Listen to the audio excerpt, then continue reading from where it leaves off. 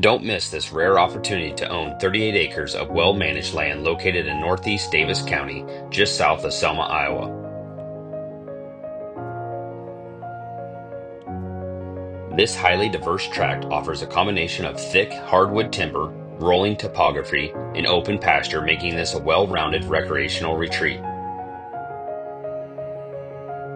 Thoughtfully and strategically managed by current owner and like-minded neighboring properties for trophy whitetail deer, this tract includes an established trail system, small shallow interior pond that provides a year-long water source, and multiple large open areas offering ideal locations for food plots that could pull wildlife from all directions.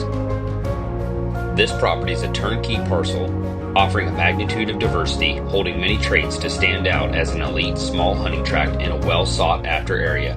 Don't miss this opportunity. Call or text for your private showing today.